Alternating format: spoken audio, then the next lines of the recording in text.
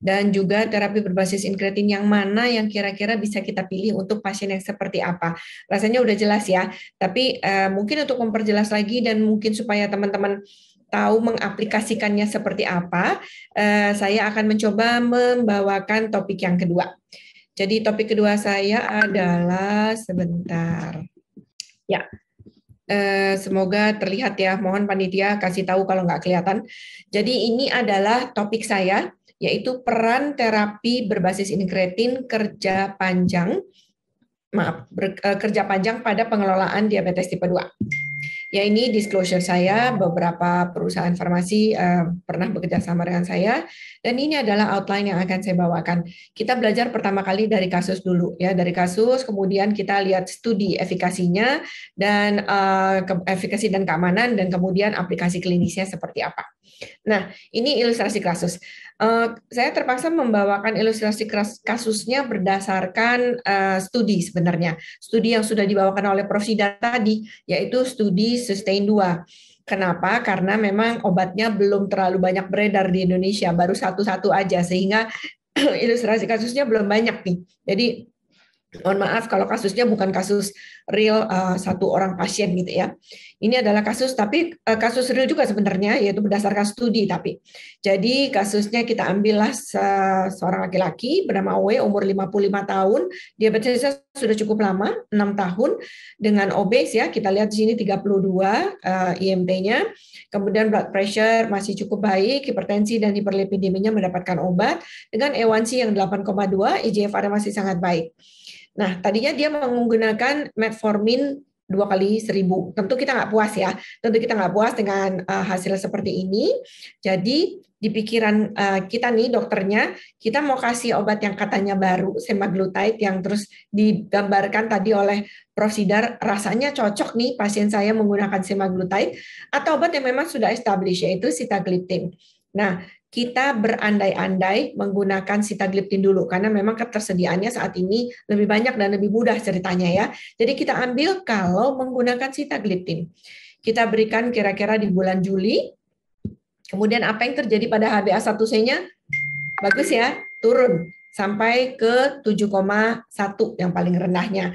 Tapi unfortunately, kalau kita lihat di bulan Juli setelah 1 tahun kemudian, itu naik lagi 7,5 ya. Ini adalah hasil kira-kira kalau kita menggunakan sitagliptin pada pasien ini. Jadi data ini sebenarnya bukan data kira-kira, ini adalah data dari Sustain 2 yang tadi diceritakan. Jadi data dari sekitar 400 populasi ya, 400 pasien. Sorry. Ya, yang berikutnya dari kilogram berat badannya bagaimana? Tadi dikatakan beberapa obat yang incretin base itu menurunkan berat badan, termasuk di DPP-4 inhibitor sebenarnya. Benar apa enggak? Turunnya sebanyak apa? Dari 89,5 turun sampai 87,5. Sebenarnya DPP-4 inhibitor tidak menurunkan berat badan, tapi dia netral gitu ya. Tapi ternyata pada pasien ini, pada pasien di studi ini, itu pasien-pasiennya banyak yang turun sampai 2 kilo. Ya, lumayan ya. Nah, sekarang rasanya sih hasil sitagliptin tadi cukup baik sebenarnya, tapi sayang ujung-ujungnya kok makin naik nih HbA1c, berat badannya juga turunnya sedikit, padahal kita pengennya turunnya lebih dari itu. Sekarang kita coba bandingkan dengan kalau menggunakan semaglutide yang 1 kali seminggu. Apa yang terjadi?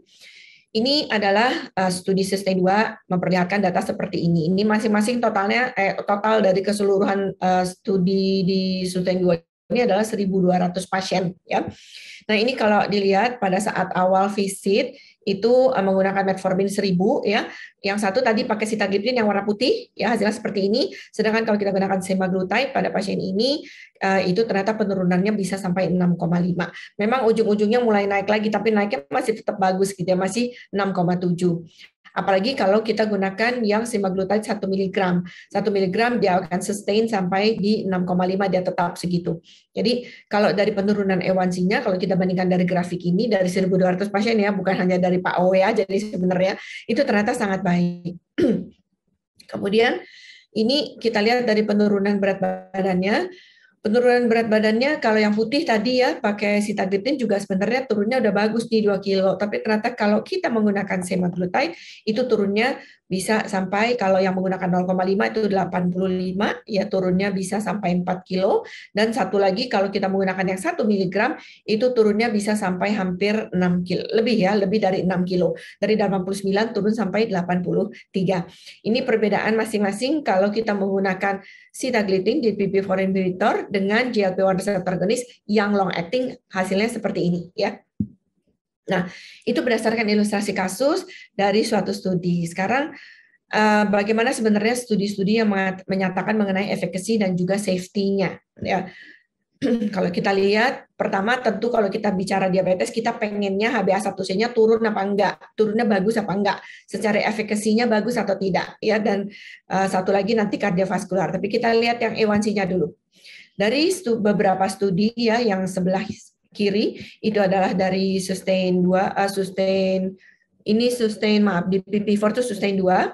Kemudian kalau yang ini sustain 8 dibandingkan dengan SGLT2 inhibitor, yang dengan GLP-1 reseptor lain yaitu dulaglutide itu adalah sustain 7, dan ini dibandingkan dengan basal insulin itu adalah sustain 4. Jadi ini ada 4 studi yang menunjukkan penurunan A1C-nya dibandingkan dengan berbagai macam obat, ternyata menggunakan semaglutide itu paling baik penurunan HbA1c-nya.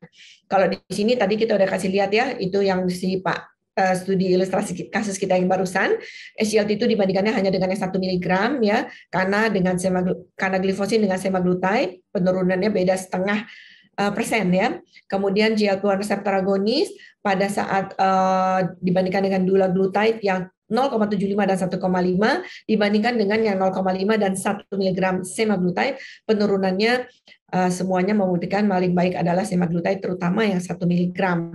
Bagaimana dengan insulin? Kita tahu di pemikiran kita selama ini insulin itu memiliki kemampuan untuk penurunan HbA1c paling tinggi. Selama ini di pikiran kita begitu ya. Tapi ternyata dengan menggunakan semaglutide ini, dengan dibandingkan dengan glargine itu masih lebih baik bahkan pada semaglutide yang 0,5. Jadi kalau pemikiran kita selama ini penurunan insulin itu paling bagus menurunkan A1C, ternyata studi dari sustain 4 ini membuktikan tidak seperti itu. Karena semaglutide baik yang hanya 0,5 aja menurunkan HbA1c 1,2%, bahkan kalau yang 1% bisa sampai 1,6%. Jadi kalau dari A1C kita jelas turunnya sangat baik. Tapi bagaimana presentasenya? Benar nggak memang sebagian besar itu mendapatkan angka yang penurunannya bagus? Nah, kita lihat presentasenya dari berbagai studi tadi ya, sustain 2, 8, 7, dan 4, berbagai proporsinya mengatakan semuanya jauh lebih baik. Proporsi yang mendapatkan A1C di bawah 7 itu pada penggunaan semaglutide, terutama yang 1 mg. Jadi kalau kita lihat secara total yaitu 4 dari 5 orang yang menggunakan semaglutide itu mencapai HbA1c kurang dari 7. Jadi data ini juga menunjukkan suatu hal yang menggembirakan karena bukan hanya A1C-nya turunnya bagus, tetapi juga proporsi yang mendapatkan HbA1c di bawah 7 itu sangat banyak ya, sangat bagus. Yang kedua, kalau kita udah mendapatkan A1C-nya bagus, kita juga pengen efek lain yang nggak semua obat punya, yaitu bisa menurunkan berat badan atau tidak. Ya minimal nggak naikin deh, tapi menurunkan berat badan lebih bagus lagi. Kita lihat datanya. Ya, dari kalau dengan dibandingkan sitagliptin tadi dengan data yang pertama ya, dengan ilustrasi kasus sudah digambarkan, ternyata penurunannya jauh lebih banyak pada pasien yang menggunakan semaglutide. Kalau dibandingkan dengan Kana bagaimana ya? Kana itu dibandingkan dengan SGLT2 inhibitor, dia juga harusnya kan menurunkan berat badan. Walaupun sama-sama bagus nih kayaknya ya, yang menurunkan lebih dari 5%, jadi yang misalnya tadinya berat badannya 100 kilo, turun lebih dari 5 kilo. Nah ini kalau untuk Kana itu 47 orang, 47%, sedangkan yang semaglutide 51%, masih lebih baik sema ya, walaupun Kana juga cukup baik. Kemudian dibandingkan dengan GLP-1 reseptor lain, di sini dibandingkan dengan Dula, yang menurunkan berat badan lebih dari 5%, itu paling banyak pada semaglutide. Sedangkan dibandingkan dengan insulin, ya tentu kita tahu kalau dengan insulin, kemungkinan untuk menaikkan berat badannya besar ya, jadi bukan hanya netral, bahkan dia cenderung menaikkan berat badan. Jadi tentulah ya kalau dibandingkan dengan semaglutide jauh lebih baik. Ini yang 1 mg 51%, yang 0,5 itu 37%. Ujungnya adalah sebagai kesimpulan, 3 dari 5 pasien yang menggunakan semaglutide itu bisa menurunkan berat badan lebih dari 5% ya dengan menggunakan yang 1 mg. Kemudian bagaimana dengan penurunannya berapa kilo gitu ya. Kalau kita lihat dengan yang di PPI-4 inhibitor itu semaglutide turunnya sampai 6 kg, sedangkan yang 0,5 itu 4,3, yang sitagliptin itu 1,9. Sedangkan kalau dibandingkan dengan SGLT2 inhibitor itu penurunannya sampai 5,3, sedangkan Kana itu 4,2, sama-sama turun yang tadi cukup baik ya sebenarnya. Kemudian GLP-1 reseptor agonis itu kalau dibandingkan dengan Dula ternyata sama-sama GLP-1 reseptor agonis dalam penurunan penurunan berat badannya sangat jauh berbeda ya. Yang satu cuma 2,3 sampai 3 saja, sedangkan kalau sema itu 4,6 sampai 6,5 ya tergantung miligramnya. Dengan basal insulin tadi sudah dikatakan tentunya basal insulin menaikkan berat badan, sedangkan kalau sema itu menurunkan bisa sampai 5 kg.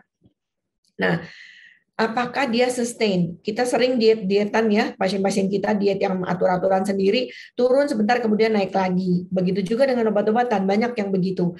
Tapi pada penggunaan GLP-1 reseptor agonis yang semaglutide ini, ternyata dia bisa menunjukkan sustainability, bertahan penurunannya sampai 3,6 dan 4,9 pada 1 mg itu sampai sekitar 2 tahun ya. Jadi bukan hanya turun sesaat, tetapi kemudian dia bertahan sampai 2 tahun.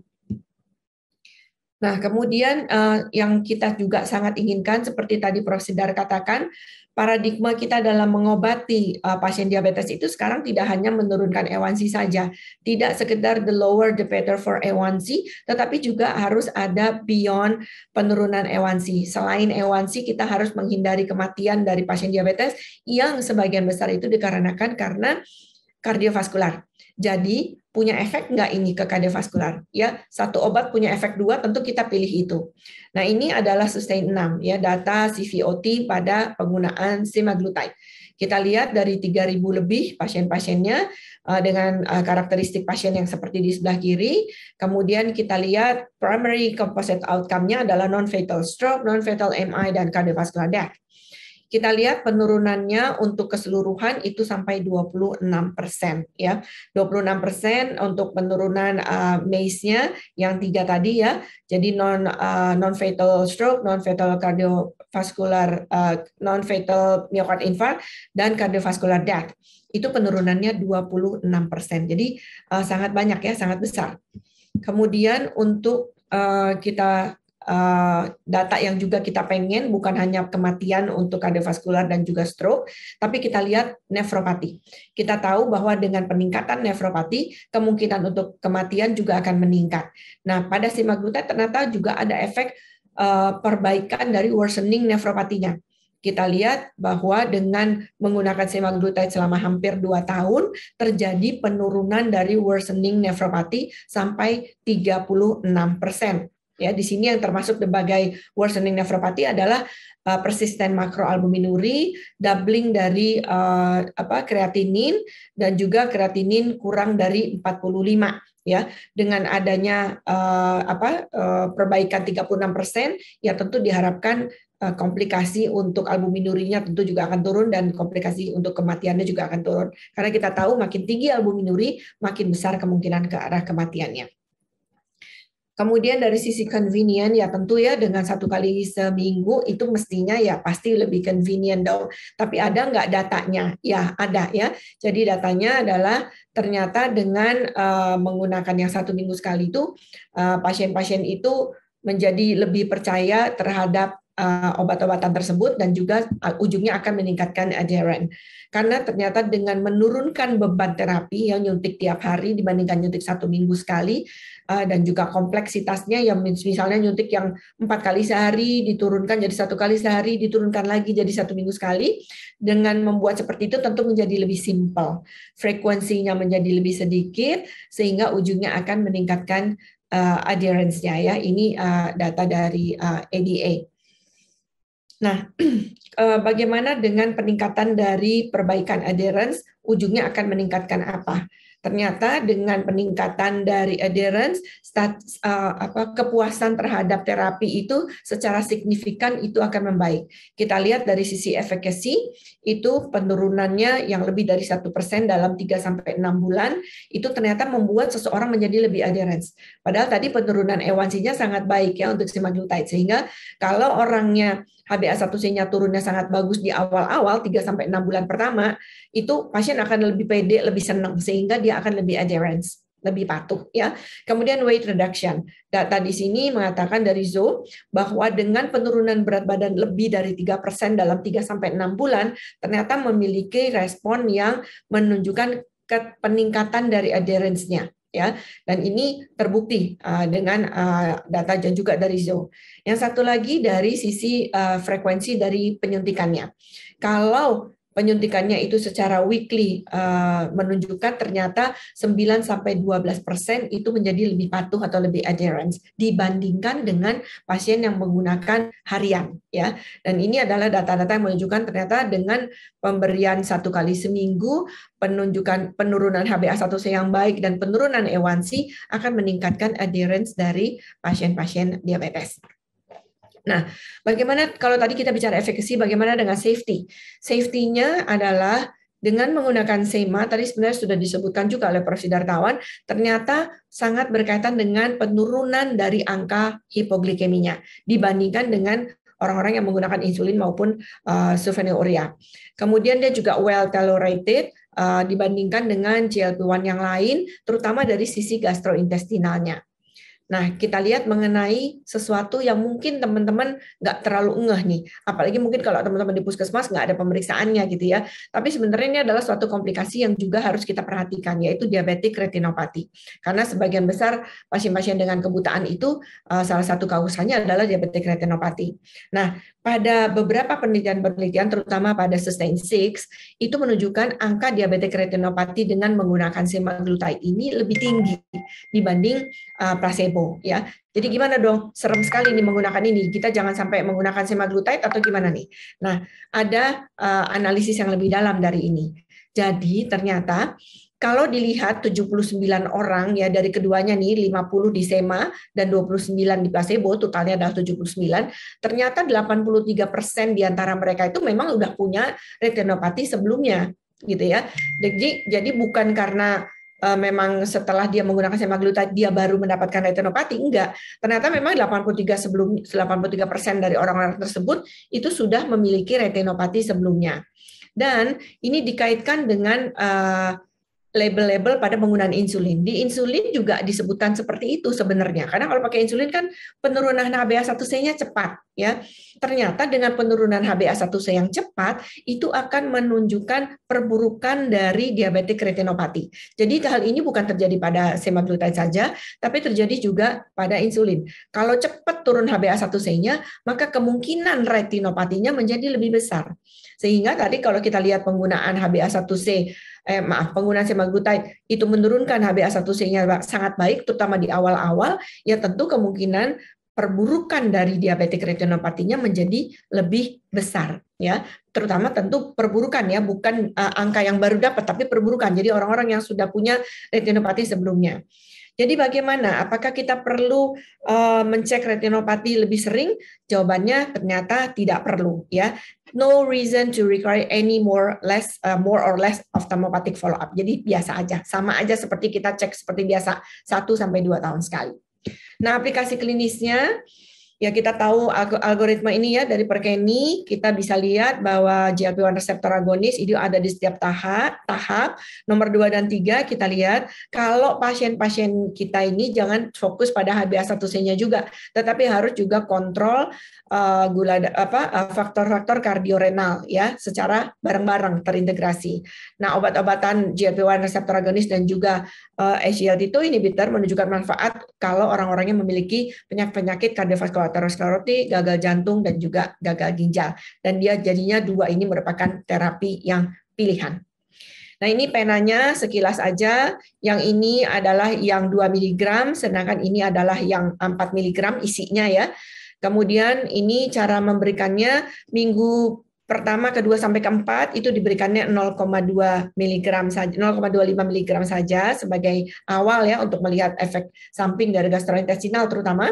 Kemudian ditingkatkan menjadi 0,5, kemudian ditingkatkan lagi menjadi 1 mg. Or kita bisa bertahan di 0,5 ya. Jadi tergantung kalau udah tercapai ya kita bisa pakai yang skenario kedua. Ya, ini kalau kita ini contoh aja, kalau orang sudah disuntikan misalnya setiap Senin, kita berarti akan suntikan lagi di setiap Senin juga kan. Tapi ternyata, jadi dia bisa diberikan pada kapan saja, with or without meals. Jadi mau sebelum mau sesudah makan nggak masalah. Subkutan seperti biasa, seperti insulin ya. Nah, bagaimana kalau orangnya lupa?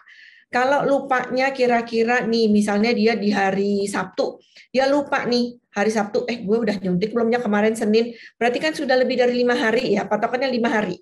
Kalau sudah lebih dari 5 hari ya udah lupain aja, suntik lagi di hari Seninnya lagi. Tetapi kalau lupanya di hari Rabu, silakan suntik di hari Rabu itu juga. Nah, di minggu kemudian kita suntikan lagi di hari Senin kembali, ya.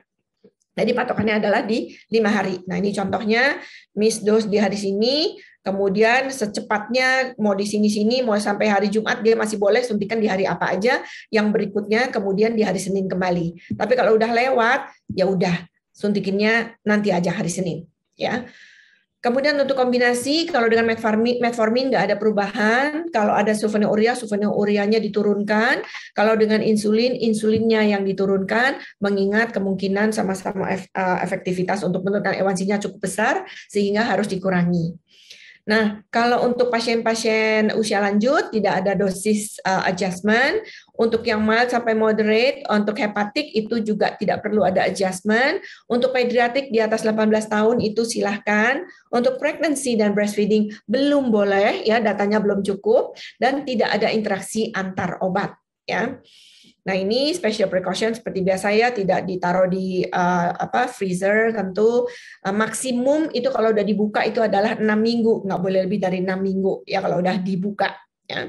Kalau udah disuntikan, jarumnya segera dibuka, dibuang, jangan digunakan lagi untuk minggu depan karena terlalu lama. Ya. Nah, ini adalah akhir dari presentasi saya, yaitu menjawab slide terakhir dari Prof. Sidartawan, yaitu 4 dari 5 orang yang menggunakan semaglutide ternyata mencapai HbA1c kurang dari 7. Ya, jadi menjawab tadi ya 70% pasien-pasien tidak mencapai A1C di bawah 7. Kemudian juga untuk weight loss, 3 dari 5 orang itu mencapai penurunan A1C lebih dari 5%. Dan untuk cardiovascular benefit ternyata MACE-nya turun sampai 26% ya. Tadi 75% pasien kita meninggal karena cardiovascular kan. Nah, ini ternyata bisa turun dengan menggunakan ini. Once weekly dia sangat convenience karena 50% pasien-pasien diabetes tadi dikatakan Prof. Sidar tidak adherence sehingga tidak mencapai terapi yang hasil yang kita inginkan. Jadi secara signifikan ternyata akan meningkatkan adherence dan juga satisfaction. Nah, sebagai summary, jadi dari Sustain 2, semaglutide menunjukkan kontrol glikemik yang lebih baik dan kontrol weight yang sangat baik dibandingkan dengan sitagliptin.